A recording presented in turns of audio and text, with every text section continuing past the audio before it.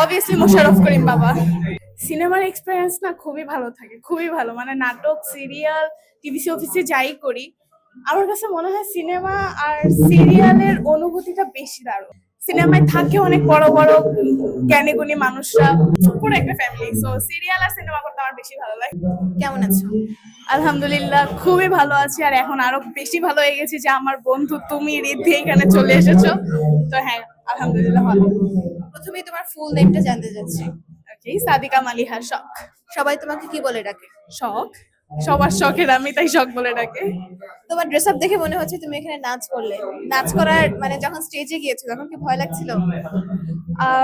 একটু তো ভয় লাগছিলই, কারণ হচ্ছে আমি, সবাই মানে বেশিরভাগই জানে যে আমি শাস্ত্রীয় নৃত্যের কত্থক গ্রুপে আছি। তো কত্থকের নাচটা না, আমার কাছে মনে হয় অন্যান্য সব শাস্ত্রীয় নৃত্যের থেকে কত্থকটা বেশি কঠিন। পায়ের কাজ অনেক থাকে, এক্সপ্রেশন বেশি থাকে, আর একটা লাস্য নৃত্যের মধ্যে এটা পড়ে। তো তো সবকিছু মিলাই না, চাইলেই নাচটা করা যায় না। হ্যাঁ, তো সেই দিকটা আমার কাছে এটা মনে হয় কঠিন। এবং স্টেজে ওঠার আগে অবশ্যই ভয় লাগে, এতগুলো মানুষ সামনে থাকছে। যদিও অভ্যস্ত তবুও একটু তো নার্ভাসনেস কাজ করে। তারপর বাই এনি চান্স যদি একটা ভুল হয়ে যায়, তখন এটা কি দিয়ে আমি সামলাবো? ভুল হতেই পারে। আর আমি যখন সিঙ্গেল নাচ করি তখন আমার মানে অনেকগুলো ভুল হয়, ওগুলো আমার কাভার করতে যে কি ভেবাচাকা খেয়ে যাই আমি জাস্ট ভাবি আল্লাহ, ওরা এটা বুঝে যায় না, যেন ওরা যে গেছটা যেন কোনোভাবে বুঝে না যায়। হ্যাঁ, এরকম।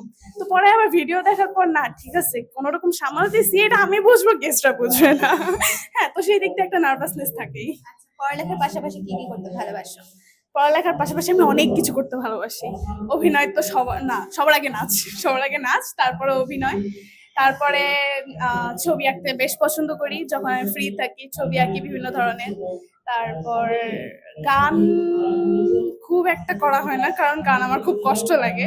মানে এই যে স্কেল মেলানো, রাগ ঠাট, এগুলো আমার দ্বারা হয় না। আর হ্যাঁ, কবিতা আবৃত্তি করতে বেশ পছন্দ করি। এখন তোমার নাচ যে করছো, তোমার কোন টাইপের গান নাচ করতে ভালো লাগে? আমার বেশি ভালো লাগে কত্থক নৃত্যে নাচ করতে এবং লোকনৃত্যে নাচ করতে।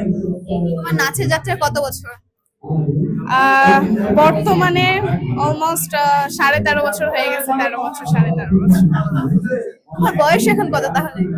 বয়স 15 বছর। তার মানে তুমি একদম ছোট থেকে নাচ করছো? হ্যাঁ, একদম। মানে আমার লেখাপড়ার আগে আমার নাচ শুরু হয়েছে। তো তুমি শুনলাম অনেক অভিনয় করো, তুমি অনেক নাটক করেছো। তোমার ফেভারিট অভিনেতাকে? অভিনেতা নাটকের মধ্যে অবভিয়াসলি মোশাররফ করিম বাবা। আর অভিনেত্রী? অভিনেত্রী মা হিসেবে মা বা যে কোনো অভিনেত্রী। কি হতে পারে? অনেকেই আছে। মেয়ে অভিনেত্রী না, সবই ভালো লাগে, কারণ অভিনেত্রীদের দেখতেও সুন্দর, অভিনয় করেও ভালো, দেখলেই ভালো লেগে যায়। হ্যাঁ, তো ভালোই লাগে। আচ্ছা, তো তুমি তো অনেক সিনেমা করেছো, এখন কয়টা সিনেমা করেছো সেই হিসাব কি আমাদের দেওয়া যায়? বর্তমানে আমার করা হয়েছে 5টার মতো, 5টা 6টা। হ্যাঁ। এক্সপিরিয়েন্সটা?